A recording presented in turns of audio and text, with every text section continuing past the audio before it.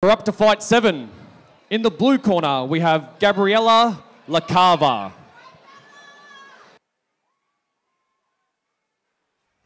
All right, fight number 7, XFC67. Looking forward to this one. Gabriela Lacava, the chopper, fighting out of Team Parosh under the Anthony Parosh man himself, UFC legend. She's certainly making her way. Looking forward to the cage piece here. She's just super excited to get in there. Oh, she should be too. What I'm seeing so far is everything she does is for a purpose. Yeah, well, when we talk about experience, there's 16 years experience in martial arts. We're talking yellow belt in judo, blue belt Brazilian jiu-jitsu, second degree black belt kempo, first degree black belt hapkido, first degree black belt karate. Holy moly, if you've seen a resume, this is one of them. Certainly is, and what I'm hoping is she's able to transfer that karate into the cage. That striking style a little bit different to go through. For someone who's only 23 years old, that's a lot of experience. Good. And in the red corner, we have Lil Z Riley. And now Zara Riley making her walk to the cage, fighting out of Game Bread and Ignite MMA. Really looking forward to this one. Training under Jason Lonergan and also Ryan Dunstan. Kira, what have you got for this one? Well, she's got an amateur record 1-1. She is a white belt, but 4 stripes with her white belt. I really love how her fight prediction is. She's believing that her opponent is going to be rushing forward. She's going to try and keep it clean and straight, pick her moment, and enter for takedowns. So it's clear we know what she wants to do. So it'll be good to see if she can actually execute this. Yeah, the girls are on tonight. Look at them dance. And it's also the Game Bread, like almost blueprint or fight game plan that you see as well. So I spoke to her at the back. She was really, really excited. Wants to improve from her last fight.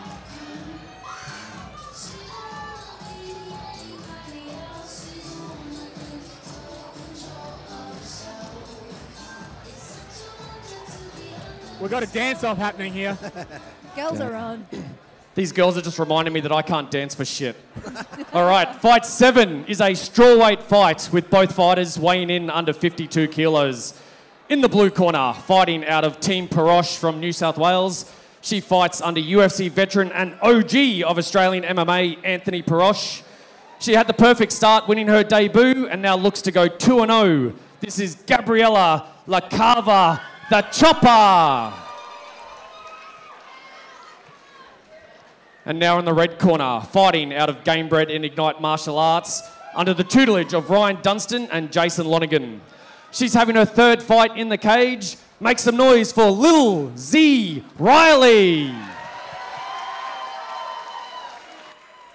Both the girls are looking extremely comfortable. I do love how they dance their way into the cage.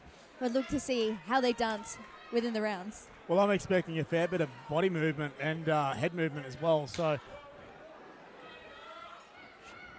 no feeling out period. Both coming out strong. Same move. So Lacava's thrown 3 leg kicks in a row. Now they're getting their hands working as well. They're so quick. They got fast hands too. Oh, nice one. So this is the strawweight bout tonight. So it's really good to see the high work rate. They are a lot lighter. Yes. And they are throwing heat fast. Yeah, Riley is finding a really nice place for that right cross coming down the line. Ooh. Oh, that leg, sorry, Lacava was able to throw that kick up so high. Sorry, we're a step behind in terms of the commentary. What we're seeing is so fast, we're able to process in their brains.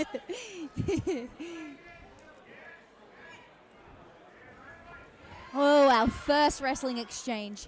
Be good to see where this goes. Good quality head placement from Riley as well. Really good head pressure. That grind, she's really pushing her up against the cage. It's good how Riley then drops for that single leg. See how she goes. Good defense by the cover though by switching to the side stance. Getting those legs separated. You see the flexibility of the dexterity to get curl around the leg. That's where the feminine flexibility comes in play. Yeah, my knee, I tore an MCL or something like that, I reckon. Just watching her, I did. Just a little bit more bendy. It's good to see that she's framing on her head I think she's going to go for a ride here, though. She's clasped both hands. And we're down. And, directly over into mounts as well. Such a quick transition. Whoa, look at this. I couldn't do that if I saved my life. The frame on her arm. So Riley is really, really controlling this fight now. Big time. She's sinking that arm and allowing for that ground pound. Beautiful movement here from LaCava in terms of being able to switch it and get around.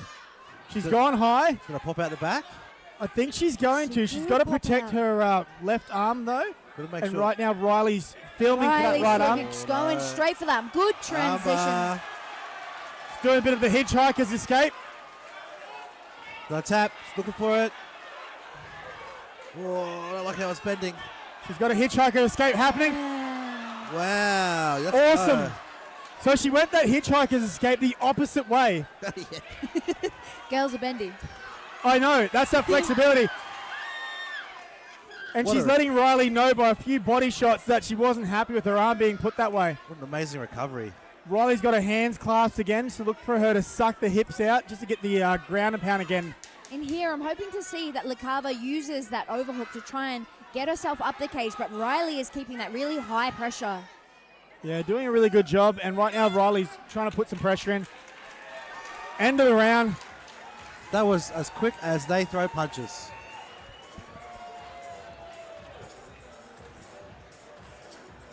So I was really impressed with LaCava's ability to be able to move out and about. She was putting some significant damage there before. So her being able to move out of those ways, once again, she clearly knows about jiu-jitsu in terms of where to go and what to do. But Riley, that armbar was absolutely legit strict. So very, very tight control. She controlled the shoulder. I'm really surprised the escape happened from there. But as you say, Keita, girls are bendy, and she did a really, really good job there. Yeah, unless the woman would have tapped, I reckon. But yeah, that was amazing. And that's that flexibility we saw as well in full mount. LaCava getting both legs up and over. And the only reason she didn't finish that off is Riley was smart enough to push that arm down, which stopped being able to close the distance between her shoulders and her hips. They're in the flow now. Second round in.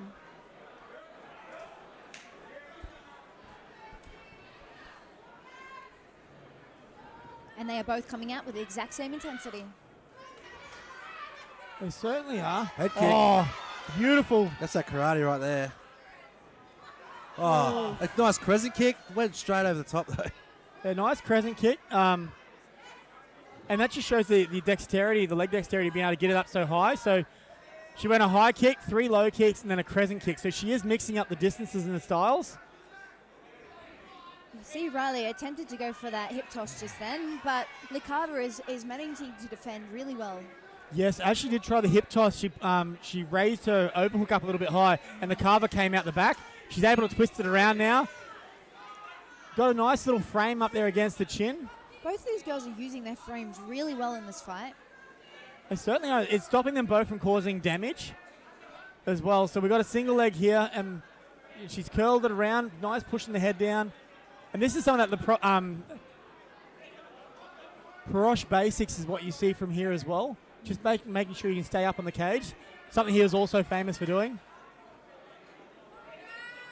I really like how Riley's trying to control the hips as she then dips down to try and go for that single. You can see she was trying to sweep that leg out and she was unable to do so, but then she transitioned to like a higher headspace, which is really, really good. LaCava's trying to work a guillotine here.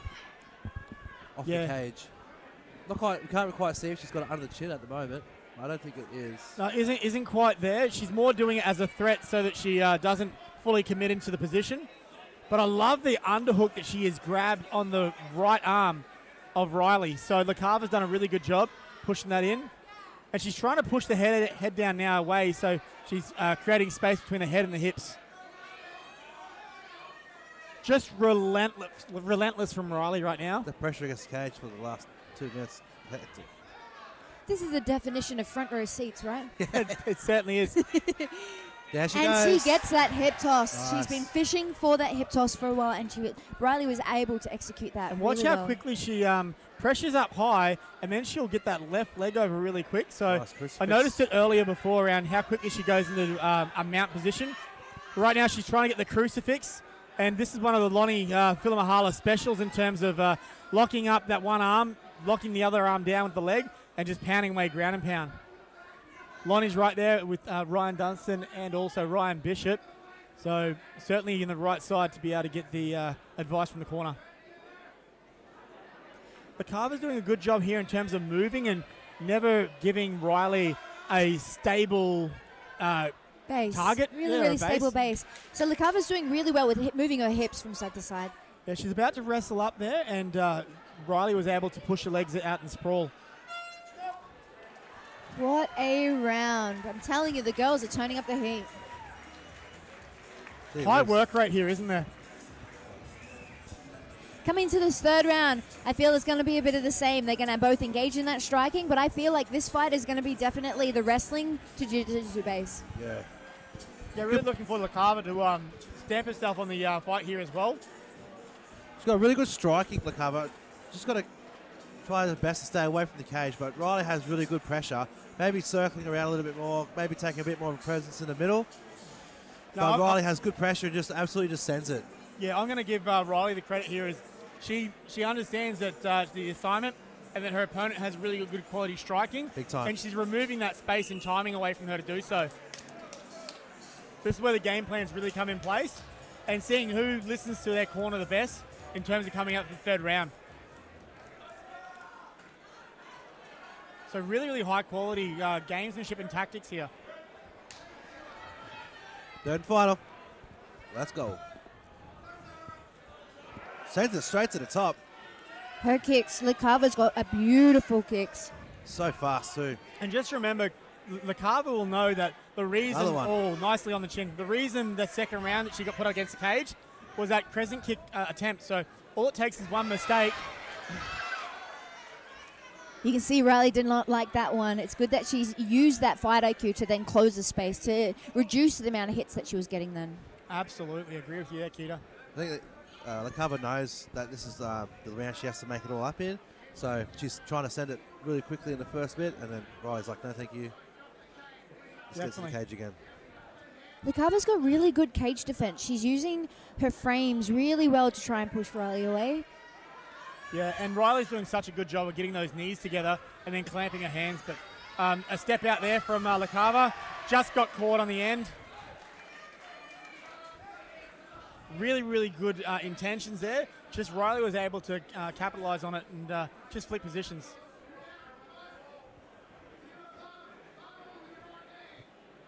The quality of fights tonight is absolutely amazing. Like, everyone is just really bringing the heat tonight. It's good to see. Certainly is. And you see that LaCava's fishing there on the hip, just try and wrestle out a little bit.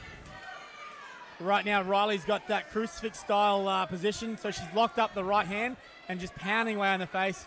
She waits till she gets her right knee on the left arm, and LaCava's just pushing her hands through as well. It'd be really, sorry, mate. It'd be really beneficial for her to feed it from one leg to the other and trap it.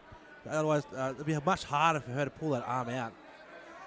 Because every time that she gets that crucifix position, it's just underneath her. She can just get it straight out. Where if she passes it to the other leg, locks it up with the legs, good to go.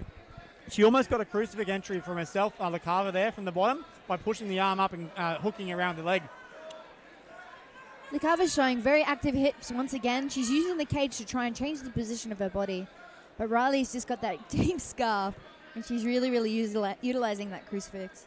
Yeah, she's doing a great job walking around, isn't she? So, and what this is doing is it's making Riley have to think about the position she's in, which means she's not striking. So quite smart from both of them. Attempts.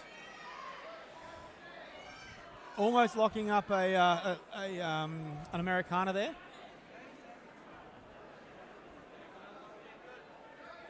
So she's got the position, she just doesn't have the space to move it out. The cage is locking in her in the piece there.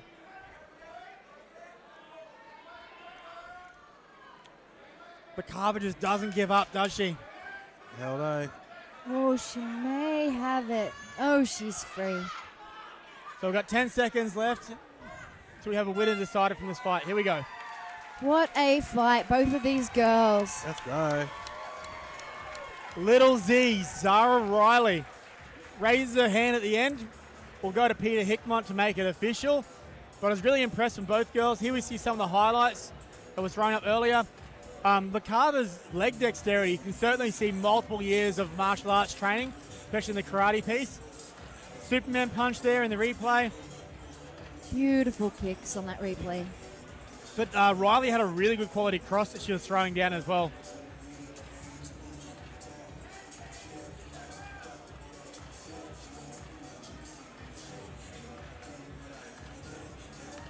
So Peter Hickmont to make it official, and here we go.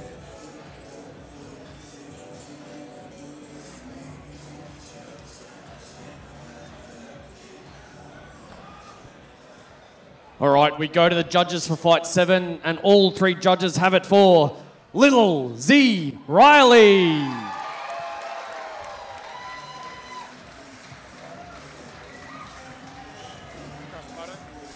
Photo.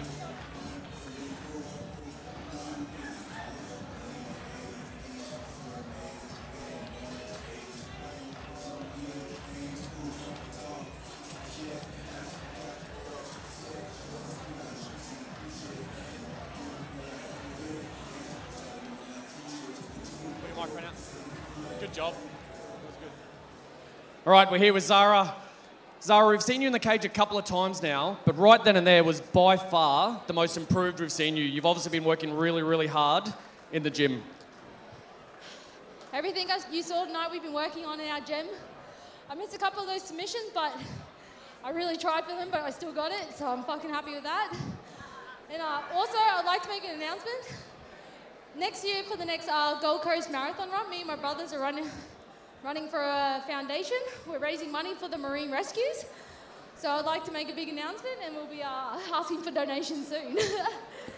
We'll make sure we'll put that on the Facebook page for you. So you mentioned you went for those submissions. In the first round, did you see her hand ready to tap? That armbar must have been close. How close did you think it was? Honestly, I was like, just putting it on, like, oh yeah, she'll tap. She wasn't tapping, so I was like, all right, really put it on. Still didn't tap, so I was so close. I knew I was so close with that one. So the fight was pretty much game bred Ignite 101, ground them on the ground, try and look for the finish. Was that how you're expecting the fight to go? Yep. Honestly, I didn't get some of the stand-up stuff that I wanted to try. I just went straight for the cage wrestling because that's what we're known for and that's what's drilled in my head, so I just did what the training said. All right, last question. You've obviously got quite a few fans here. Who would you like to thank? I'd like to thank my gym, Ryan Dunstan, everyone in my corner, Ryan Bishop, Lonnie. Everyone at Gamebred and Ignite just opened up a massive gym too. So their facilities have just grown, which is great for all of us people that are just really in this fight world and that want to have the best kind of training. And everyone else, you know who you are, thank you. And also, that fun run is in honor of my brother that passed because of a fishing accident, so that's why we're doing that. All right, everyone, congratulate and make some noise for Lil Z Riley.